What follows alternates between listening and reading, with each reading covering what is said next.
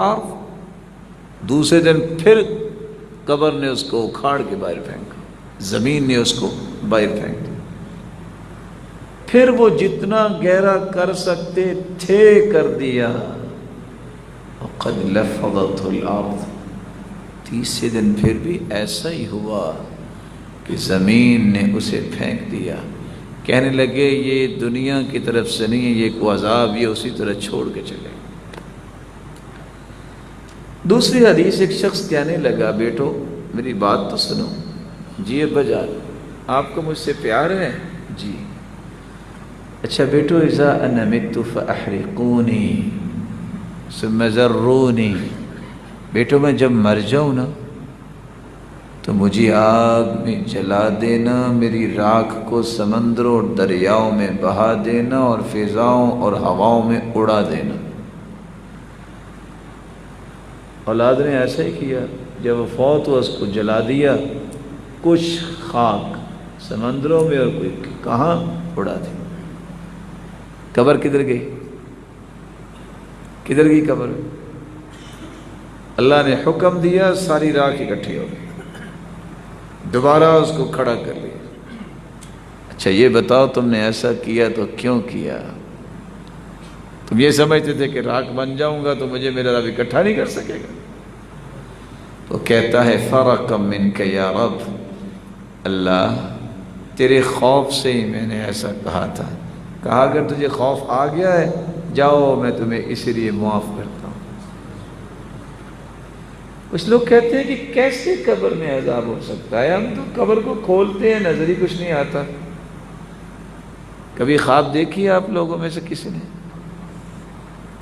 بولے کبھی خواب دیکھی؟ کبھی نہیں آئی خواب آپ کو؟ تو خواب میں کتنے لوگوں کو مار رہا ہوتا ہے بندہ، کتنے لوگوں کو جو نا کسی سے مار کھا رہا ہوتا ہے۔ ساتھ جو پڑا ہوتا ہے نا بھائی، ساتھ جو پڑے ہوتے ہیں گھر والے، ان کو کچھ پتہ نہیں یہ بیچارہ کیسا مار کھا رہا ہے اور کس کو مار رہا ہے، کسی کو پتہ ہوتا ہے؟ امام ابن القیم فرماتے ہیں اللہ کسی کی عقل سلامت رکھے، خواب میں کس قدر خوف زدہ ہوتا ہے، خواب میں کتنے لوگوں کو مارتا ہے، ساتھ پڑے کو کچھ پتہ نہیں، وہ اسی کو پتہ ہے جس کو خواب آ رہی ہوتی ہے۔ قبر کا عذاب بھی اسی کو ہی ہوتا ہے جو قبر میں ہوتا ہے۔ دوسرے کو اللہ کے رسول نے تو فرمایا تھا اگر اللہ ذوالجلال تم مردوں کو دفن کرنے سے رک نہ جاتے تو تمہیں بھی عذاب قبر سناتے، سوائے جن اور انسانوں کے باقی ساری مخلوق کو عذاب قبر سنایا جاتا ہے، صرف انسانوں اور جنوں کو نہیں، وگرنہ کوئی دفن ہی نہ کسی کو کرتا۔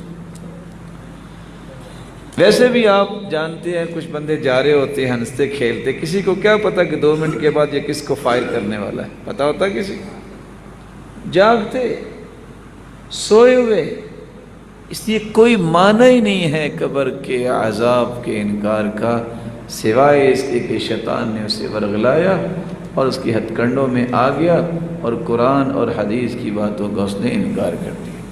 جی اور کوئی بات؟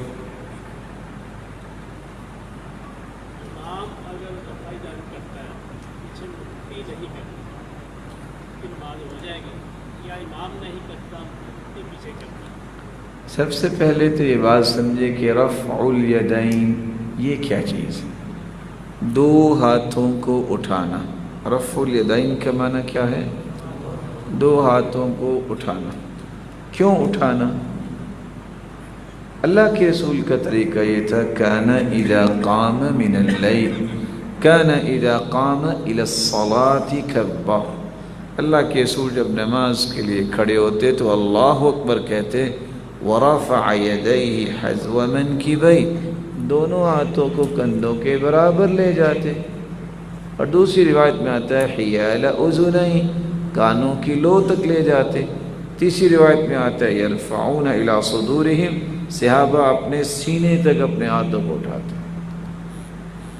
ایک نہیں 210 حدیثیں اس بات پہ دلالت کرتی ہیں۔ کتنی؟ کس بات پہ؟ رفع الیدین۔ اللہ کے رسول صلی اللہ علیہ وسلم کے صحابی بیان کرتے ہیں جب بندہ رفع الیدین کرتا ہے تو کتنی انگلیاں اٹھتی ہیں؟ ایک انگلی کے بدلے ایک نیکی ملتی ہے۔ یہ طریقہ اللہ کے رسول کی نماز ہے۔ 210 روایتوں میں جو بات آئی ہو اس کو ماننا چاہیے کہ نہیں ماننا چاہیے؟ جواب نہیں آیا، تھک گئے ہیں، پھر بس کر دیں۔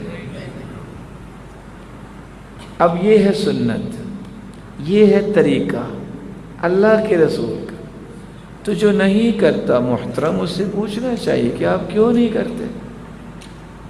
اگر تو کوئی دنیا کی کسی کتاب میں صحیح حدیث ہے کہ نہیں کرنی چاہیے تو واقعی نہیں کرنی چاہیے، اور اگر دنیا کی کسی کتاب میں ایسی صحیح حدیث نہیں ہے کہ اللہ کی رسول صلی اللہ علیہ وآلہ وسلم نے فما زالت تلک الصلاۃ حتی لقی اللہ، زندگی کی آخری نماز میں بھی رفع الیدین کی۔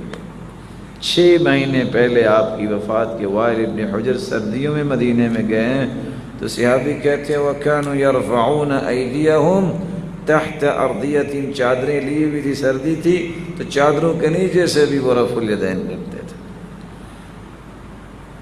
اگر امام رفع الیدین کرتا ہے اور مقتدی نہیں کرتا تو امام کی نماز میں تو کوئی فرق نہیں آئے گا۔ کیا آئے گا جی؟ اسی طرح اگر امام رفع الیدین نہیں کرتا اور مقتدی رفع الیدین کرتا ہے تو مقتدی کی نماز پہ بھی کوئی فرق نہیں آئے گا۔ اس کی نماز سنت کے مطابق ہوگی، اس کو سوچنا چاہیے کہ آیا میں سنت کے مطابق پڑھ رہا ہوں کہ نہیں پڑھ رہا۔ اس طرح کسی کی نماز میں فرق نہیں آتا کہ وہ اگر غلطی کرتا ہے امام تو مقتدی تو اس کی سزا نہیں نہ بھگتے گا۔ اسی طرح مقتدی نے اگر وضو نہیں کیا تو یہ تو نہیں ہوگا کہ امام جو ہے اس کی نماز نہیں ہوگی۔ متوکل بادشاہ کے پاس ایک شخص آیا، اس نے آ کے شکایت کی کہ فلاں شخص نے امام کو ایک تھپڑ مارا ہے۔ اس نے کہا بلاؤ اسے ذرا۔ جب اس کو بلایا گیا کہ ابھی کیوں تم نے مارا؟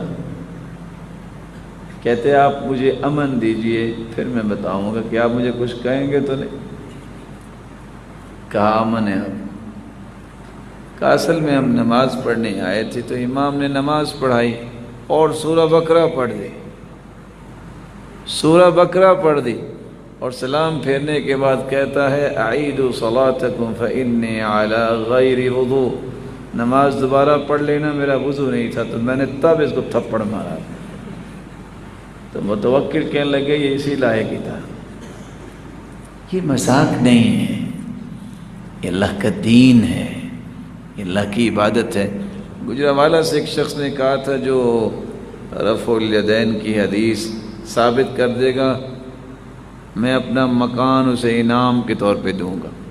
شاید آپ کے علم میں ہو ہائی کورٹ نے پھر فیصلہ دیا، اس بیچارے کو اپنا کوٹھا بھی دینا پڑا کیونکہ وہ ثابت ہو گیا۔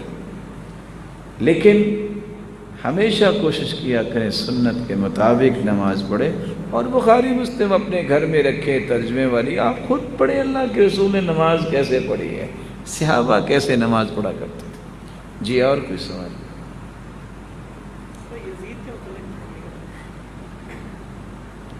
آپ کا کیا سوال ہے؟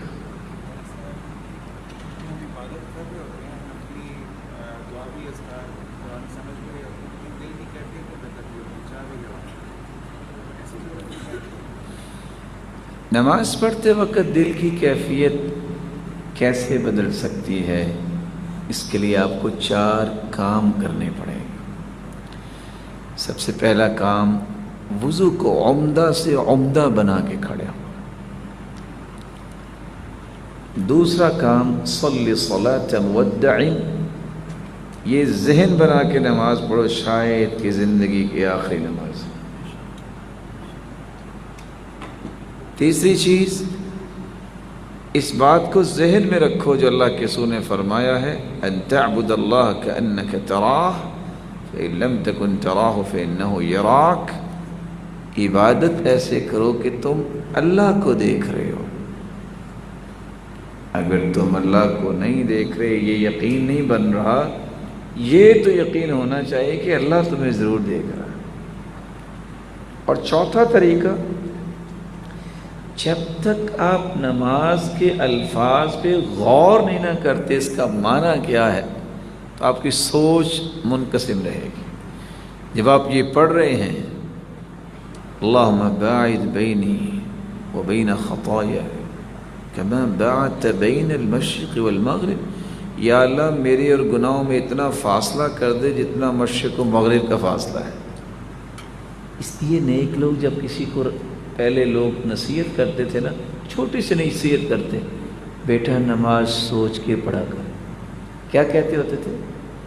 نماز سوچ کے پڑھے. تو اللہ ذو الجلال ضرور اس کے دل کے اندر یہ محبت بھی ڈالیں گے اور اس کی سوچیں بھی منقسم نہیں ہوگی. کوئی اور سوال؟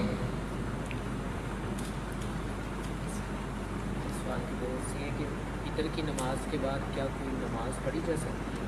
اور کیا وتر کی نماز پڑھنے کے بعد بیٹھ کے 2 رکعتیں پڑھنا یہ مسئلہ؟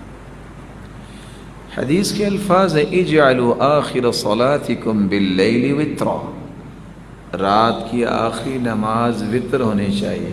اجعلوا آخر صلاتکم باللیل وترا، آخری نماز رات کی وتر ہونی چاہیے. سوال یہ ہے کہ کیا وتر کے بعد بھی کچھ پڑھ سکتے ہیں؟ ہوتا ہے نا انسان رات کو وتر پڑھ کے سو گیا، سحری کو اللہ نے پھر اس کو بیداری عطا کر دی، اب کیا کریں؟ کچھ علماء تو کہتے ہیں کہ چونکہ حدیث میں آتا ہے اجعلوا آخر صلاتکم باللیل وترا، آخری نماز تو وتر ہونی چاہیے، بس اس نے وتر پڑھ لیا. دوسرے کہتے ہیں کچھ پڑھ لے پھر ایک وتر پڑھ لے، پہلے وتر جو تھا اس کو شفا بنائے 2 کر لے، پھر جو کچھ پڑھنا ہے پڑھنے کے بعد پھر وتر پڑھ لے. تو یہ وتر کتنے ہو گئے؟ ایک کے بعد دوسرا ملایا اور پھر تیسرا بھی ہو گیا.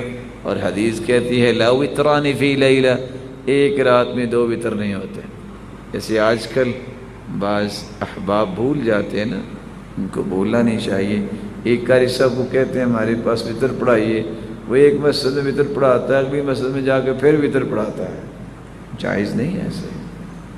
یہ لوگوں کی ڈیمانڈ تو ہوتی ہے، اور محترم مکرم قاری صاحب بھی غلطی ایسے کر جاتے ہیں، جائز نہیں ہے ایسا. لا وتران فی لیلہ، ایک رات میں 2 وتر نہیں ہوتے. صحیح مسلم کی روایت ہے اللہ کے رسول صلی اللہ علیہ وسلم نے وتر پڑھنے کے بعد بیٹھ کے 2 رکعتیں پڑھی. کتنی رکعتیں پڑھی؟ 2 رکعتیں. اس روایت کو سامنے رکھتے ہوئے علماء کہتے ہیں کہ ہاں وتر کے بعد بھی آپ پڑھ سکتے ہیں، اللہ کے رسول نے پڑھی. اور کچھ علماء یہ کہتے ہیں اللہ کے رسول کا خاصہ تھا، کوئی اور نہیں پڑھ سکتا.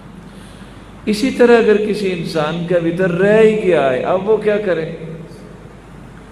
بعض کہتے ہیں وتر تو رات کی نماز رہ گیا تو رہ گیا، لیکن ایسا نہیں ہے. اللہ کے رسول من نام عن وتره او شیء من ذلك، حدیث کے الفاظ ہے جو رات کو تہجد اور وتر نہیں پڑھ سکا، تھکاوٹ تھی، سو گیا، بیدار نہیں ہو سکا، صبح سورج نکلنے کے بعد سے لے کے ظہر تک وہ اپنا وہی وتر اور وہی تہجد وہ 12 رکعتیں پڑھ لے، اللہ اسے اجر تہجد کا ہی دے گا. من نام عن حزب او شیء من ذلك، جو کچھ پڑھتا ہے. اور اگر وتر جو ہے اور اس کا رہ گیا ہے، جب بیدار ہو اس وقت پڑھ لے. فَلْيُصَلِّهَا إِذَا ذَكَرَهَا، بھول گیا ہے جب یاد آئے پڑھ لے. وتر کو اللہ کے رسول نے سفر میں بھی نہیں چھوڑا، فجر کی 2 رکعتوں کو بھی اللہ کے رسول نے سفر میں بھی نہیں چھوڑا، حضر میں تو پڑھنا ہی پڑھنا. کوئی اور سوال نہیں؟ یہ تو درس آپ کا ہی ہے، آپ کے پاس سوال ہیں تو ہم انشاءاللہ.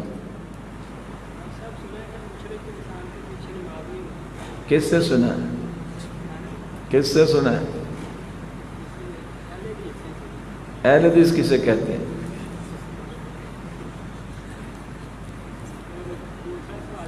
مشرک نماز پڑھتا ہے ویسے؟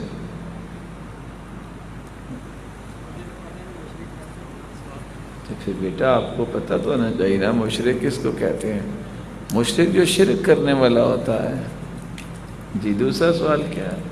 سوال یہ ہے کہ جو کوئی انسان فوت ہو جاتا ہے اس کی چارپائی کو قبرستان کی طرف لے کر جاتے اور کلمہ شہادت پڑھتے ہیں، وہ پڑھنا چاہیے؟ نہیں پڑھنا چاہیے۔ کلمہ شہادت وفات کے وقت اس کو پڑھانا چاہیے۔ لقنوا موتاکم بلا الہ الا اللہ، جو قریب المرغو سے کلمے کی تلقین کرنی چاہیے۔ یہ چارپائی اٹھا کے جو کہتے ہیں کلمہ شہادت، یہ جائز نہیں ہے۔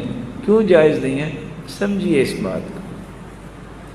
میں ایک لفظ بولنے لگا ہوں، کلمہ شہادت، شہادت کا کلمہ دعا ہے، مانا میں نے کیا ہے۔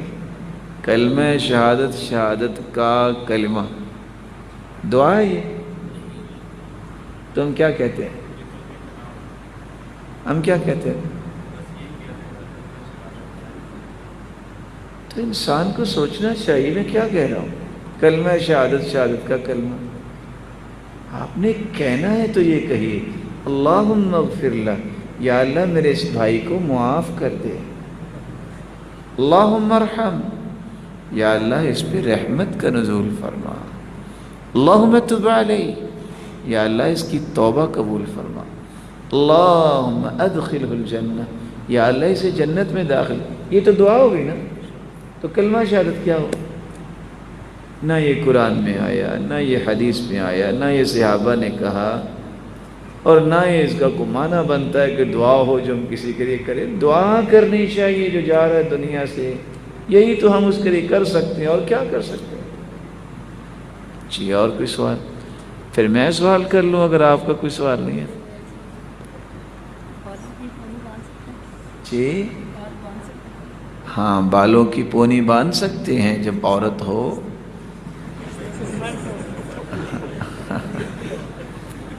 پونی جو ہے یہ تو عورت ہی باندھتی ہے نا، مرد تو ہی نہ باندھے گا۔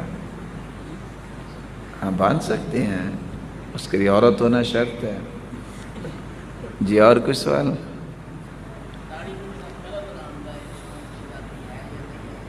نہیں ہے، پریشان نہیں ہونا۔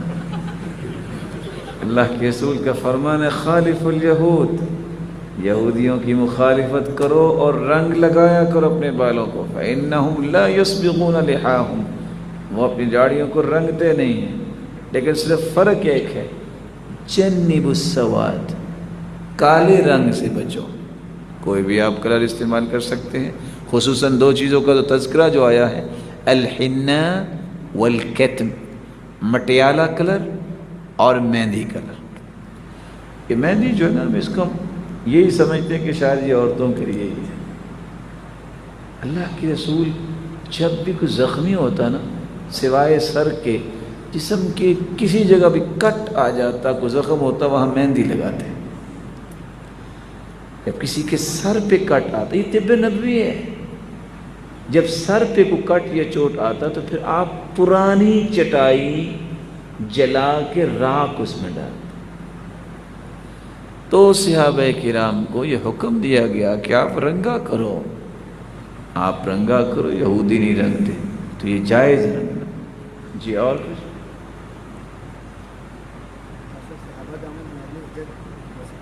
ہاں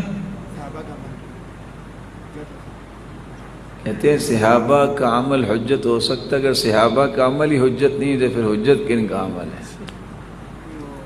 سب سے پہلے تو دین سیکھا انہوں نے، اس وقت حجت ہوگا جب وہ سنت کے مطابق ہوگا۔ اگر اللہ کے رسول کے قول یا فعل کے مخالف ہے تو کسی کی بات بھی حجت نہیں۔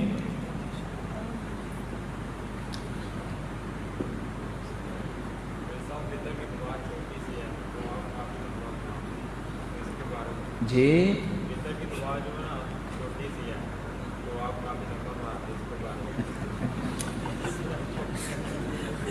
انشاءاللہ کل سے چھوٹی پڑیں گے۔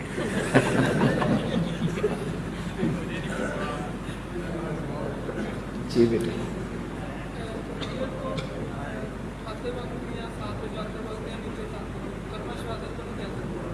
کوئی بھی دعا کسی بھی قسم کی اور کسی بھی طرح کی، تو وہ آپ سے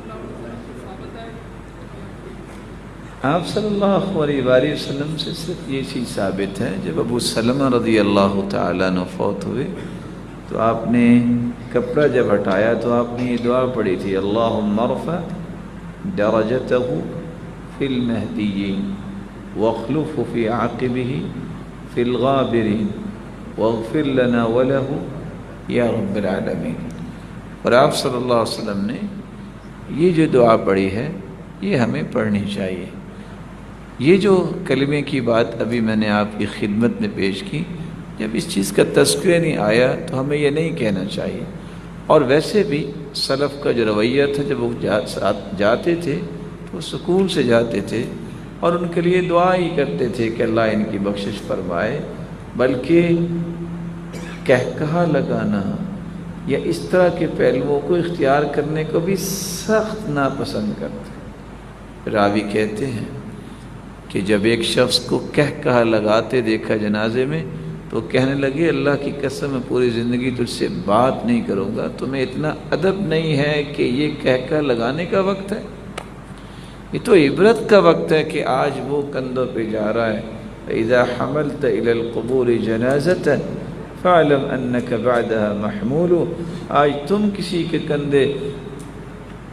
کسی کو کندھا دے رہے ہو، کل کسی کے کندھے پہ خود سوار ہو کے جاؤ گے۔ اللہ تعالیٰ ایمان کی حالت میں لے جائے۔ جناب اعتکاف کے بعد جب ہم کرتے ہیں اس کے بعد سیاسی عمل ہے کہ زیادہ سے زیادہ جا کے وہی ایک یہ کہ کیا ہمیں ایک بات اگر کم از کم ایسا ہو سکتی ہے کہ آپ کے حساب سے ہمیں تو بہت خوشی ہوگی۔ ہر چاند کے چوتھے جمعے سے پہلے جو جمعرات ہے، یہاں شب تربیت کے لیے مختص ہم نے کیا ہے۔ احباب آتے ہیں، تربیت کے پہلو پیش کیے جاتے ہیں، تو ہمیں تو بلکہ ہمارے لیے تو شرف ہے، سعادت ہے، آپ تشریف لائیں۔ اچھا کیا اعمال کریں کہ اعتکاف کے بعد ہم ڈی ٹریک نہ ہوں؟ سر جب ہم دنیاوی معاملات میں پڑھتے ہیں سب سیکنڈ یہ ہوتا ہے کہ وقت ان کی پچھلی کچھ لائف ایسی کہ نماز ہو جائے گی، تو کون سے عمل ہے کہ زیادہ سے زیادہ کریں، ذکر ہے، اذکار ہے، کہ ہم یہ جو ایک تعلق اللہ سے یہاں بھی بنا ہوتا ہے۔ تعلق باللہ کو باقی رکھنے کے کچھ راز ہیں۔ توبہ پکی کیسے رہ سکتی ہے اور استقامت کیسے رہ سکتی ہے؟ استقامت کے لیے آپ کو 4 کام کرنے ہوں گے۔ پہلا کام جو آپ نے 10 دن میں کیا، وَقَالَ الَّذِينَ كَفَرُوا لَوْلَا نُزِّلَ عَلَيْهِ الْقُرْآنُ جُمْلَةً وَاحِدَةً كَذَلِكَ لِنُثَبِّتَ بِهِ فُؤَادَكَ۔ جب آپ قرآن کو آہستہ آہستہ غور کر کے پڑھیں گے، یہ آپ کی ثابت قدمی کا ایک راز ہے جو قرآن نے دیا۔ كَذَلِكَ نَقُصُّ عَلَيْكَ مِنْ أَنْبَاءِ الرُّسُلِ مَا نُثَبِّتُ بِهِ فُؤَادَكَ۔ ثابت قدمی کا ایک دوسرا طریقہ ہے کہ آپ معمول بنائیں گھر جا کے میں نے انبیاء اور رسول اور صحابہ کے قصے ضرور پڑھنے ہیں، اس سے بھی ثابت قدمی لگے۔ تیسرا طریقہ، جب تک آپ نیک مجالس پہ توجہ نہیں دیتے بندہ ڈی ٹریک ہو جاتا ہے۔ یہ جو ٹیوننگ ہوتی رہتی ہے بندے کی، جب بھی کو موقع ملے نیک مجلس میں بیٹھے۔ ایک چوتھا طریقہ ہے، آپ دعا بھی کریں،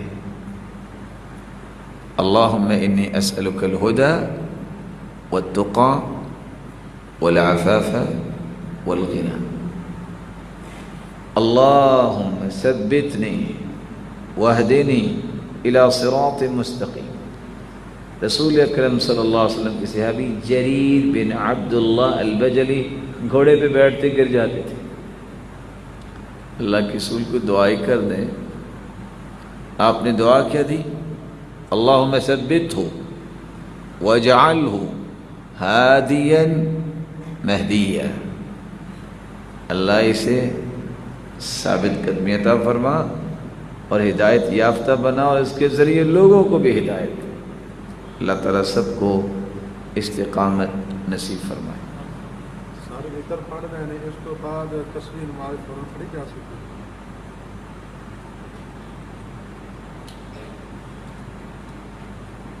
بھائی ابھی تشریف لائے ہیں یا پہلے تشریف فرماتے ہیں؟ ادھر ہی تھے؟ اچھا، ابھی ہم نے گزارش کی تھی نا کہ وطر کے بعد کچھ پڑھنا چاہیے کہ نہیں چاہیے۔ نماز تسبیح جو ہے اس کے بارے میں جو احادیث آئی ہیں، بعض علماء کہتے ہیں کہ یہ حدیث ٹھیک نہیں ہے، لیکن اس کو بہت سارے علماء نے ٹھیک بھی کہا ہے۔ اس لیے آپ اللہ تعالیٰ کے ذکر کو معمول بنائیں، قرآن مجید کی تلاوت کو معمول بنائیں اور دعا کریں۔ اس کے لیے آپ کے پاس وقت موسع ہے، اور قرآن بھی یہ کہتا ہے وَبِالْأَسْحَارِ هُمْ يَسْتَغْفِرُونَ کہ سحری کے وقت کثرت سے استغفار کریں۔ جی اور کہ بھائی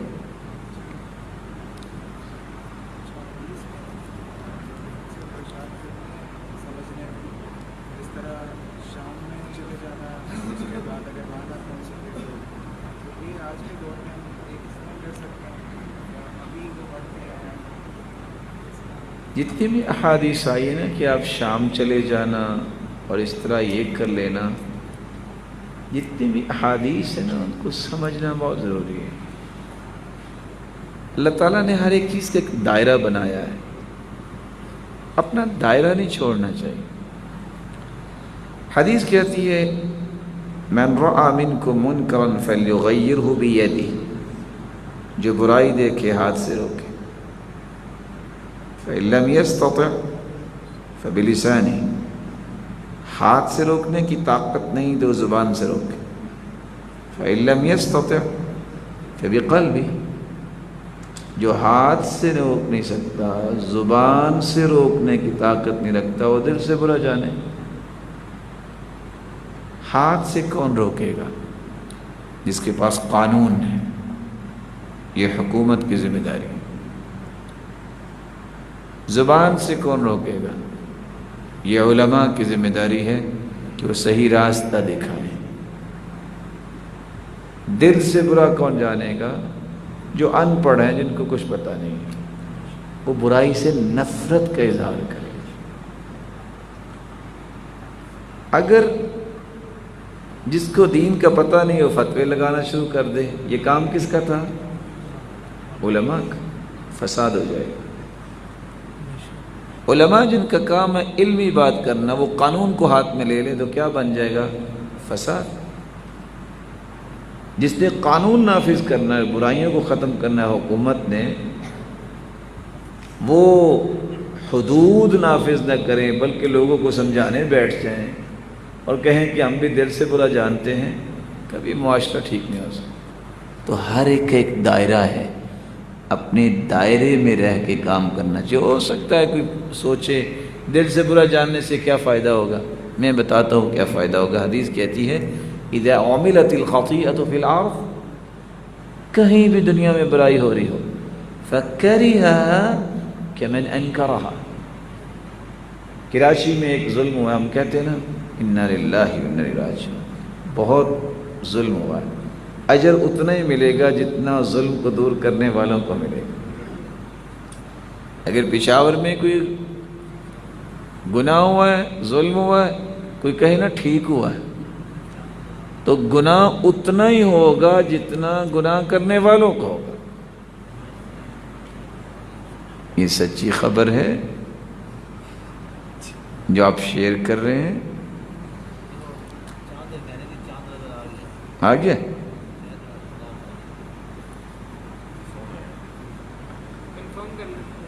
ہاں نہیں، آپ کنفرم کر لیجئے۔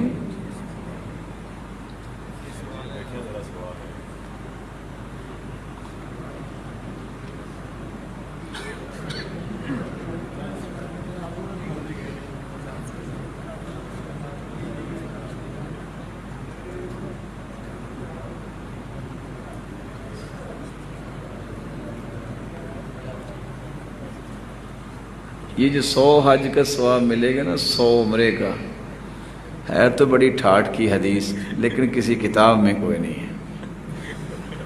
یہ جو چسکے والی اس طرح کی باتیں ہوتی ہیں نا کہ 100 حج کا ثواب اور 100 عمرے کا ثواب، سنتے پڑھتے چسکا تو بڑا آتا ہے لیکن یہ کسی حدیث میں ایسے الفاظ نہیں ہیں۔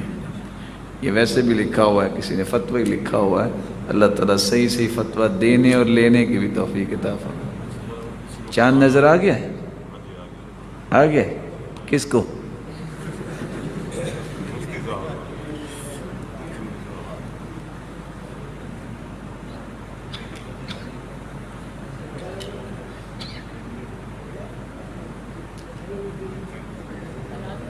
آپ پہلے تاکد کر لیجئے، جب تک کوئی پکی بات نہ ہو ایسی خبر نہیں اڑانی چاہیے۔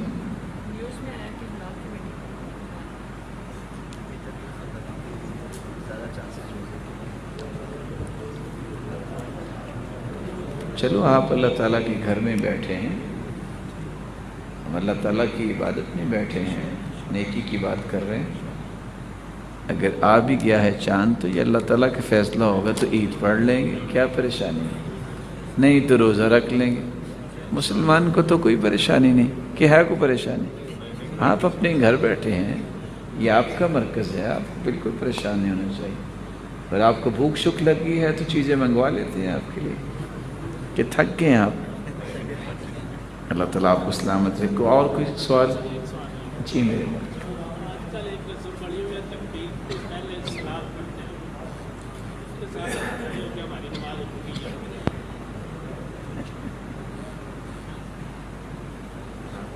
تکبیر سے پہلے یا اذان سے پہلے صلاۃ پڑھنا، اب دنیا کی جتنے بھی کتابیں ہیں اس میں اذان جہاں لکھی ہے وہ حدیث پڑھیں۔ کسی بھی حدیث کی کتاب میں اذان سے پہلے اگر صلاۃ ہو تو پڑھ لیا کریں، اگر نہ ملے تو پھر نہیں پڑھنی چاہیے۔ اذان کہاں سے شروع ہوتی ہے؟ بولے، اس میں کوئی ہے صلاۃ شروع؟ ہم نے بس اوقات غصے میں آ جاتے ہیں، شاید کوئی بیچارہ بھول کے ایسا کرتا ہو۔ اذان کہاں سے شروع ہوتی ہے؟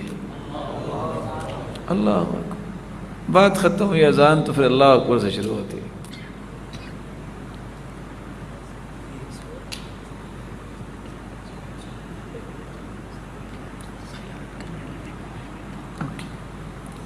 اور کس سوال ہو جی؟ داڑھی نہیں رکھتے ان کو کون سی حدیث ہے یا وہ کون سی فقہ پر کہتے ہیں کہ مصری قرہ داڑھی نہیں رکھتے، وہ کون سی حدیث پہ عمل کرتے ہیں؟ داڑھی منڈوانے کی کوئی حدیث نہیں ہے، داڑھی منڈوانے کی کوئی حدیث نہیں ہے۔ جی بیٹا،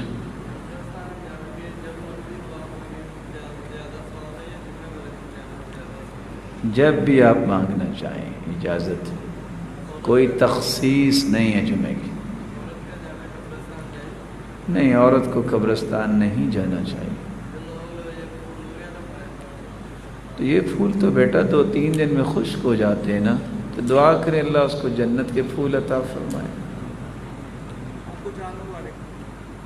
مجھے اور آپ کو پھر ستارہ مبارک ہو۔ میرا کوشچن بھی تھا کہ جب ہم کوئی عمل کرتے ہیں، نماز پڑھتے ہیں، تو اس کے بعد جو ہے میرے آکاری کا شک آتا ہے کہ دکھاوا کر رہے ہیں۔ اگر اس طرح کی کیفیت نا، دعا پڑھ لیا کریں، اللہم انی اعوذ بک ان اشرک بک شیئا وانا اعلم واستغفرک لما لا اعلم۔ لگتا ہے کہ تھوڑی سی پریشانی بن رہی ہے کہ ہمیں گھر بھی جانا ہے، تو ہم دعا پڑھ لیتے ہیں مجلس برخاست کرنے کے، تو انشاءاللہ ہم آئندہ مہینے چوتھی چاند کی چوتھی جمعرات کو پھر اکٹھے ہوں گے۔ اللہ تعالیٰ ان روشن چہروں کو سلامت رکھے، ایمان، صحت اور خوشی اور عزت والی آپ کو زندگی دے۔ اگر کسی قسم کی آپ کی خدمت میں کوئی کمی کوتاہی ہوئی ہو تو مجھے امید ہے کہ آپ بڑے بڑے دلوں والے ہیں، آپ ضرور درگزر فرمائیں گے۔ اللہ تعالیٰ آپ کو بہت برکت دے۔ ہمیں امید واثق ہے کہ آپ نے کچھ ضرور سیکھا ہوگا، اللہ اس پہ عمل کی توفیق دے۔ اور دوبارہ بھی آپ وقت نکالیے. ہمارے لیے شرف ہے، ہمارے لیے سعادت کی بات ہوگی کہ ہم آپ کی خدمت کریں. اللہ تعالیٰ ہمیں جس طرح اپنے گھر میں یہاں جمع کیا ہے، اللہ ہمیں جنت میں بھی جمع فرمائے. یہ ضرور دعا کیا کریں، اللہ ہمیں جنت میں بھی جمع فرمائے اور اپنے محبوب کا ساتھ نصیب فرمائے اور اپنا دیدار بھی نصیب فرمائے. وآخر دعوانا الحمدللہ.